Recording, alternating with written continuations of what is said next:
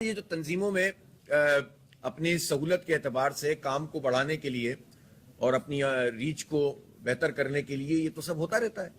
اور پنجاب کو تو آپ کے علم میں شاید نہیں ہے کہ پنجاب تو پچھلے تقریباً کتنے سال ہو گئے ہیں واسف بھائی؟ 6-7 سال ہو گئے.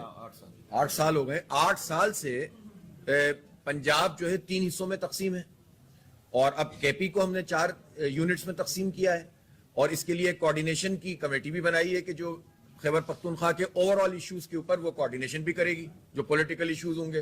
اور تنظیمی سہولت کے لیے کام کیا اور یہ ہم نے ہی نہیں کیا, اس سے پہلے پی ٹی آئی یہ کام کر چکی ہے, اس سے پہلے اور بہت سارے لوگ کر چکے ہیں. تو یہ تو اسٹرکچرل مسئلے تو کچھ بھی نہیں ہوتے.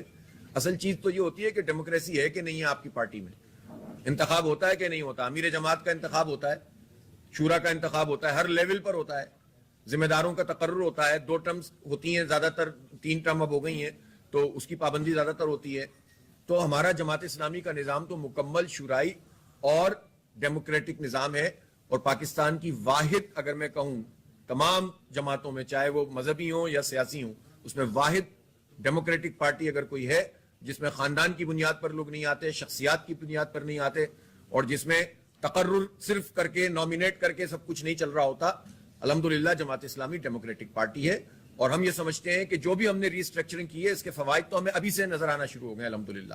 تو اس سے جماعت اسلامی آگے بڑھے گی. اور ویسے بھی آپ دیکھ رہے ہیں کہ ہر گزرتے دن کے ساتھ پبلک, عوام اور جماعت اسلامی کے درمیان اگر کوئی فاصلے تھے بھی تو وہ کم ہو رہے ہیں, چونکہ ہم پبلک کی بات کر رہے ہیں, ایشوز کو لے کر چل رہے ہیں اور لوگوں سے ہم ریلیٹ کرتے ہیں اور نوجوانوں سے ہم انٹریکٹ کر رہے ہیں.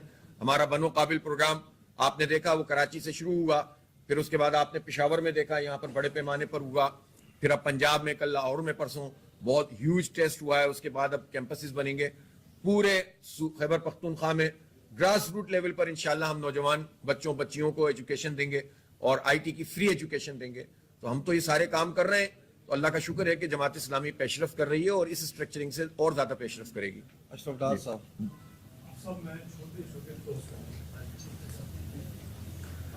پہلی پہلا سوال میرا یہ ہے کہ پاکستان میں اسٹیبلشمنٹ کا ہے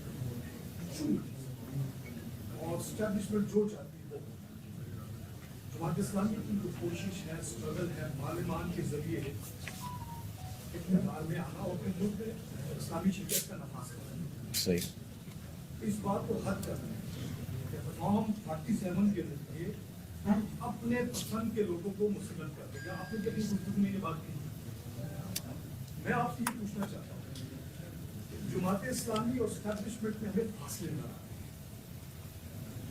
باقی پارٹیاں نون لیگ, کاف لیگ, پی پی پی, تحریک انصاف, ہم قربتیں نہیں کریں گے لیکن وہ نمبر سے آگے اقتدار میں آگے. ایون کہ جمعیت علماء اسلام بھی آ جاتی ہے اقتدار. جماعت اسلامی واحد ایک ایسی پارٹی ہے, شاید اسٹیبلشمنٹ والے بھی سمجھتے ہیں کہ یار مشکل ہدف ہے, ان کو کنٹرول کیسے کریں.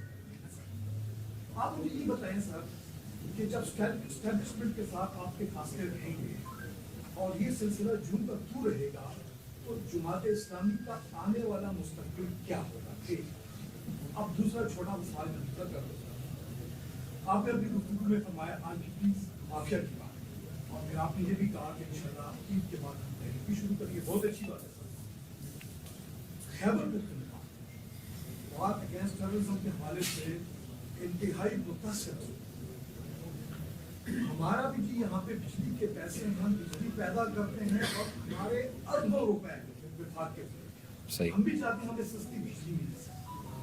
آپ جو تحریک شروع کرتے ہیں, ہمارے جو بقایا جاتے ہیں یہاں پہ جس پارٹی کی جماعت اسلامی پاکستان کی ایک بڑی سیاست ہے, تو ایسا نہیں ہونا چاہیے کہ اس تحریک میں آپ خیبر پختونخوا کے نیٹ پروفٹ کے اربوں روپوں کے لیے اور جو ہم نے مرج کیا ایریا اس کا جو ہمارا حصہ ہے وہ بھی ہمیں نہیں ملتا. اس آواز کو بھی آپ توانا کر کے اس پہ بھی بات ہو. میں اسی سے شروع کر دیتا ہوں. بالکل کریں گے انشاءاللہ. دیکھیں جو جس کا جائز حق ہے کسی بھی صوبے کا وہ اس کو ملنا چاہیے اور کسی کو بھی کسی کا حق مارنے کی اجازت نہیں ہونی چاہیے. خیبر پختونخوا کے پیسے اگر وفاق کی طرف بنتے ہیں تو میں بالکل 100% یہ ڈیمانڈ کرتا ہوں کہ فوری طور پر ادا ہونے چاہیے تاکہ یہاں کے عوام کے اوپر لگیں وہ پیسے. اور اسی طرح دیکھیں جب ہم پیداوار کی بات کرتے ہیں نا تو بہت ساری کچھ چیزیں ایک جگہ سے ہو رہی ہوتی ہیں, کچھ دوسری جگہ سے ہو رہی ہوتی ہیں, پورے ملک کو ہم ایک یونٹ کے طور پر لیتے ہیں. لیکن یہ بات ضرور ہے کہ جس جگہ پر جس چیز کی فیسیلیٹیشن زیادہ ہوتی ہے اس کو فیور ملنا چاہیے. آئین میں یہ بات لکھی ہوئی ہے کہ گیس جہاں سے نکل رہی ہے تو وہاں اس کو پرائرٹی دی جائے گی, یہ تو آئین میں لکھی ہوئی ہے. اسی طرح سے معدنیات کا معاملہ ہے, اسی طرح سے جو ہم سمجھتے ہیں بجلی کی پیداوار کا معاملہ ہے, پانی کا معاملہ ہے. تو جس جگہ سے جو چیزیں مل رہی ہیں وہاں پر وہاں کے لوگوں کو پہلے اس کو پرائرٹی دینی چاہیے, لیکن پورے ملک کو بھی ایک یونٹ کے طور پر لینا چاہیے. تو کسی بھی صوبے کا جو حق بنتا ہے, اور خیبر پختونخوا کا آپ بتا رہے ہیں کہ ایک بڑی اماؤنٹ ہے جو وفاق کے ذمے ہے, وہ ملنی چاہیے, 100% ملنی چاہیے. جہاں تک آپ کے اسٹیبلشمنٹ سے فاصلوں کی بات ہے, دیکھیں اسٹیبلشمنٹ کا آئین کے مطابق ایک کام ہے جو اسے کرنا چاہیے. اگر آپ کی مراد اسٹیبلشمنٹ سے افواج پاکستان ہے تو افواج پاکستان کا آئین میں ایک رول لکھا ہوا ہے نا, وہ رول انہیں ادا کرنا چاہیے.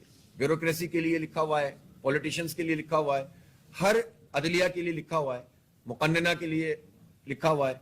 اگر یہ تمام ادارے اپنا آئینی رول ادا کریں تو ملک میں ہو سکتا ہے کہ وقتی طور پر کوئی پرابلم ہو, لیکن بالآخر ٹھیک ہو جائے گا. سیاستدان لڑیں گے, مریں گے, عوام کے پاس جائیں گے, ایک دفعہ, دو دفعہ, تین دفعہ, ٹھیک ہو جائے گا معاملہ, خود ہی جو ہے وہ ایک ریکٹیفیکیشن ہوگی.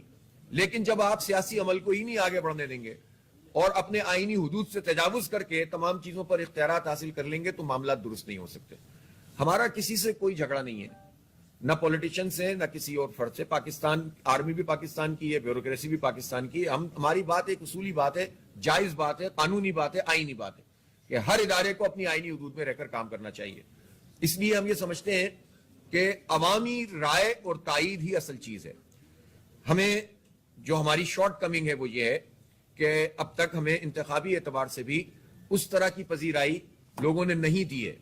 اس میں لوگوں کی چوائس کا بھی مسئلہ ہے, اس میں ہمارے نظام کا بھی مسئلہ ہے, اسٹیبلشمنٹ کے رول کا بھی مسئلہ ہے, پیسے کی ریل پیل کا بھی مسئلہ ہے, اور ہو سکتا ہے کہ ہماری اتحادی سیاست کی وجہ سے بھی ایسا ہوا کہ جس کے نتیجے میں ہماری اپنی جو علیحدہ شناخت تھی وہ ہم اس طرح سے لوگوں کے سامنے لانے میں کامیاب نہیں ہو سکے. اب جماعت اسلامی کی بالکل ہماری پالیسی ہے کہ ہم اپنے نشان, اپنے نام سے الیکشن لڑیں گے, اور سیٹ ایڈجسٹمنٹ ہم پارٹیوں سے کر سکتے ہیں. تو ہم یہ سمجھتے ہیں کہ اس سے ہم پیش رفت کر رہے ہیں. آپ نے دیکھا کہ پچھلے الیکشن میں کراچی میں ہم نے بہت بھرپور طریقے سے کامیابی حاصل کی. بلدیاتی انتخاب میں تو ہم جیت ہی گئے تھے, ہمیں ہرایا گیا, اور عام انتخابات میں بھی پی ٹی آئی کو ووٹ پڑے یا جماعت کو پڑے. اللہ کا شکر ہے ہماری سیٹیں انہوں نے کھا لی, سب کچھ کیا, لیکن ہم ابھی بھی وہاں پر ایک بڑی پارٹی. خیبر پختونخوا میں جماعت اسلامی کا بہت بڑا اسٹیک ہے, یہاں بہت مؤثر پارٹی ہے ہماری, اور ہم یہ سمجھتے ہیں کہ اب وہ وقت ہے کہ جس میں انشاءاللہ جماعت اسلامی اور بڑی پارٹی بن کر سامنے آئے گی, اور انتخابی اعتبار سے بھی آئے گی. لیکن سر دست ہم انتخابات کو سامنے رکھ کر سیاسی عمل کو آگے نہیں بڑھا رہے, اس لیے کہ جب انتخاب ہوگا تو ہوگا. ہم تو یہ سمجھتے ہیں کہ جو پارٹیاں فارم 45 والے بات کو چھوڑ کر نئے الیکشن کی بات کر رہی ہیں وہ بھی ظلم کر رہی ہیں, انکلوڈنگ پی ٹی آئی. میں کہنا چاہتا ہوں کہ میں حیران ہوں, اور خان صاحب نے اس کا اپروول دیا ہے کہ نہیں دیا, کہ فارم 45 ایک چیز آپ کے پاس جب موجود ہے اور اس فارم 45 پر آپ کلیم کر سکتے ہیں کہ آپ الیکشن جیتے ہوئے ہیں, اور خود سب سے زیادہ بینیفیشری پی ٹی آئی ہے, تو پی ٹی آئی اس مطالبے سے دستبردار ہو کر نئے الیکشن کی بات کیوں کر رہی ہے؟ مولانا نے ان سے کہا ہے اور انہوں نے مان لیا ہے. تو میں تو حیران ہوں کہ ایک جینوئن چیز آپ کے پاس موجود ہے, ایک لیگل ڈاکومنٹ موجود ہے, اس سے آپ پیچھے ہٹ کر نئے الیکشن کی بات کر رہے ہیں اسی نظام میں رہتے ہوئے. تو اس الیکشن میں آپ کو کیا ملے گا؟ تو یہ تو ایک ٹریپ ہے, اور اس ٹریپ میں آ کر آپ عوام کے ساتھ یہ کام کریں, یہ صحیح نہیں ہے. جماعت اسلامی کا سٹینڈ بہت فرم ہے کہ فارم 45 پر جوڈیشل کمیشن بنے اور ایک ایک سیٹ کو بلاتے جائیے اور سیٹیں دیتے جائیے جو جس کا جائز حق بنتا ہے. تو ہم تو اس پر بات کرنا چاہتے ہیں, اور ہم یہ سمجھتے ہیں کہ سیاسی عمل کے ذریعے سے ہی آگے بات بڑھنی چاہیے. ہم عوامی تائید حاصل کریں گے انشاءاللہ, لیکن ایشوز اس وقت جتنے ہیں ان سب ایشوز پر ہم بغیر کسی لالچ کے اور سیٹ کی لالچ کے ہم جد و جہد کر رہے ہیں. پھر یہ عوام کے اوپر ہے کہ وہ آئندہ انتخابات میں کس کو ووٹ ڈالتے ہیں. فرید اللہ صاحب.